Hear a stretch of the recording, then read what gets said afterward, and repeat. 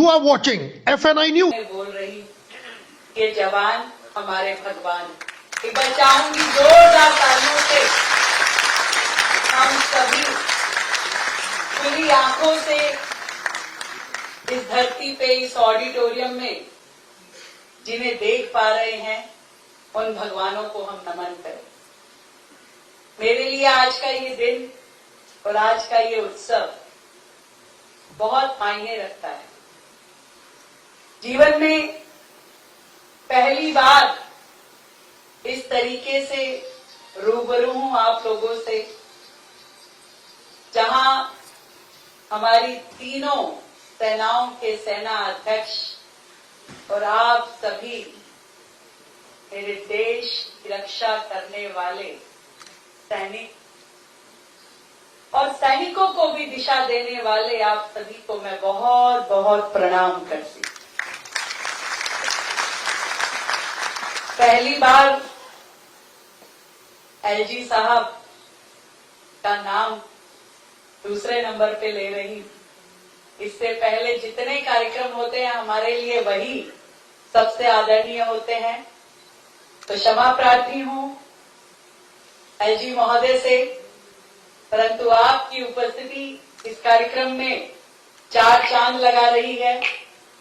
और प्रणाम करना चाहूंगी श्री अनिल चौहान जी को, चीफ ऑफ डिफेंस स्टाफ, जिनके मार्गदर्शन में लगातार हमारी तीनों सेनाएं बहुत ही शिद्दत से काम कर रही हैं और भारत को द ग्रेट भारत बनाने वाली आप सेनाओं को मेरा बहुत बहुत नमस्कार। Air chief marshal Amarpreet Singh ji, brigadier Sujeet Rana ji जो सचिव हैं हमारे सैनिक बोर्ड के, और आप सभी देवियों और सज्जनों,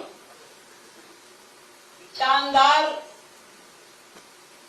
आपकी सेवा, आपका समर्पण और देश के प्रति आपकी देशभक्ति, किन शब्दों में मैं बयां करूं, मेरे पास शब्द नहीं। दिल तो ऐसा हो रहा है कि जितना भावुक मैं महसूस कर रही हूं, कहीं रो ही ना दूं। सच में जीवन में बचपन से अनेकों मूवी देख के, डॉक्यूमेंट्री देख के, न्यूज देख के, अखबार पढ़ के ये समझ पाने की कोशिश करते थे कि जिस जीवन को आप जीते हैं देश के लिए और उसे अपने मन से चुनते हैं, ये उससे भी बड़ी बात है। नहीं तो एक परिवार के लिए, एक मां के लिए, एक पत्नी के लिए, एक बेटी के लिए शायद ये बहुत मुश्किल हो कि अपने परिवार की व्यक्ति को सरहद पे जीवन मरण की लड़ाई के लिए सच में बहुत मुश्किल है। मुझसे छूटा admiral Dinesh Tripathi ji, chief of navy, I am sorry, पर सच में मैं एक एक व्यक्ति जो यहाँ उपस्थित है उस सबकी उपस्थिति को नमन करें। और ये जो दिन है जब ऑपरेशन सिंदूर के सभी जवानों को हम नमन करने के लिए यहाँ उपस्थित हैं, जो वो दिन याद है जिस दिन इस ऑपरेशन को किया जा रहा था, और वो दिन भी याद है जब ये दुर्घटना हुई 22 अप्रैल की वो दिन। इसलिए मुझे और ज्यादा स्मरण है कि उस दिन मेरी बेटी का जन्मदिन होता है और वो विदेश रहती है, कई सालों बाद दिल्ली आई। उस दिन मैं अपने जन्मदिन का एक गेट टुगेदर रखा था, पर जब ये दुर्घटना हुई तो मैं उस कार्यक्रम में भी जाने की मेरी हिम्मत नहीं। इतना बड़ा षड्यंत्र, इतनी बड़ी दुर्घटना और या कहें इतना बड़ा आतंकी हमला हमारे सबके दिलों को हिला देने वाला था, परंतु जिस तरीके से हमारी सेनाओं ने उन आतंकियों को आड़े हाथों लिया, वो अपने आप में हम सबका सीना गर्व से चौड़ा करने वाला था, माथा गर्व से ऊंचा करने।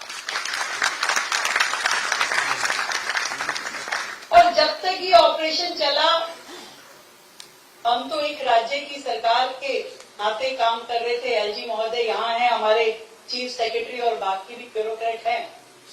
एक एक क्षण हमारे लिए भी बहुत भारी था। तो मैं समझ सकती हूँ जब आप दुश्मन के सरहद में घुस करके उन पे हमला कर रहे थे तो कितना आपके लिए एक एक क्षण वहां का अपने आप में निर्णायक रहा हो। हमें डर था कि कैसे कुछ भी लड़ाई बढ़ती है तो क्या हो सकता है, कैसे आम जिंदगी को हम ठीक कर पाएंगे, मेंटेन कर पाएंगे।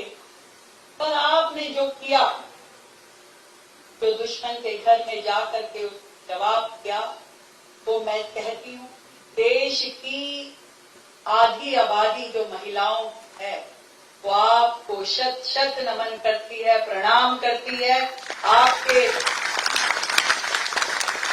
उस कार्यवाही पे जो हर भारतीय महिला का सम्मान और स्वाभिमान बढ़ाने वाली। कई बार कई मंचों पे इस बात की चर्चा हुई कि इस ऑपरेशन का नाम ऑपरेशन सिंदूर क्यों रखा गया।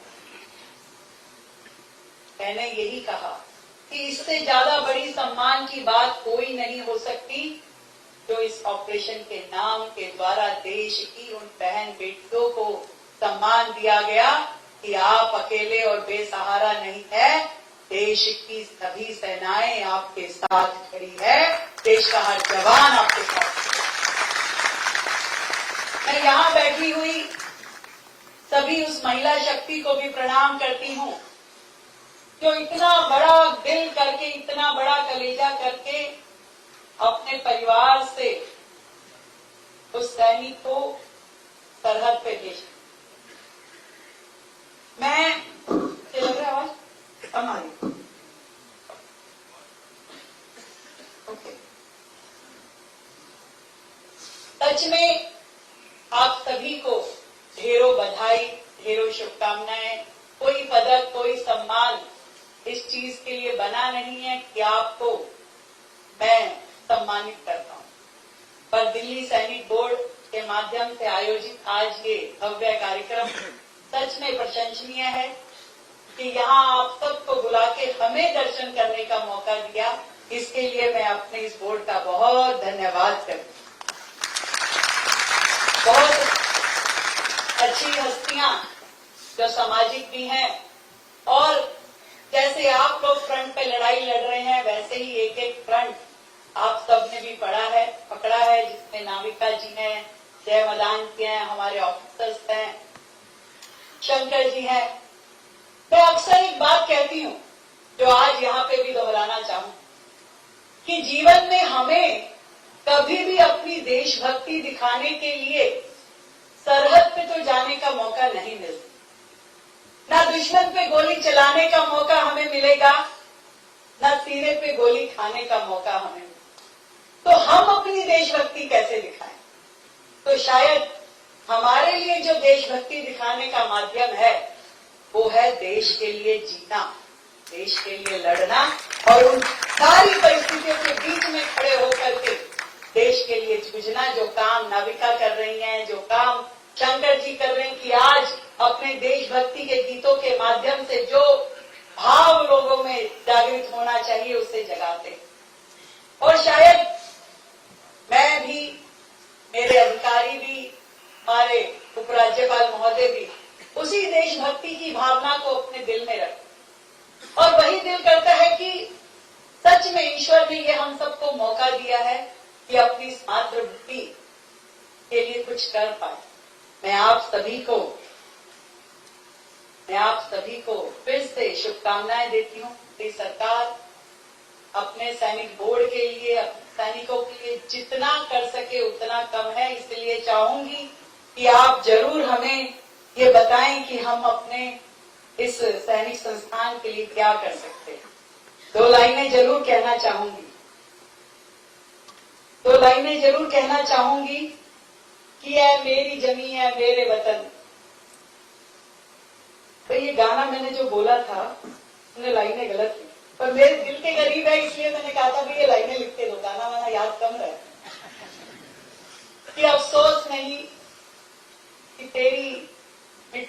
खिल जाऊं, तेरे जमी पे गुल बन के खिल जाऊं।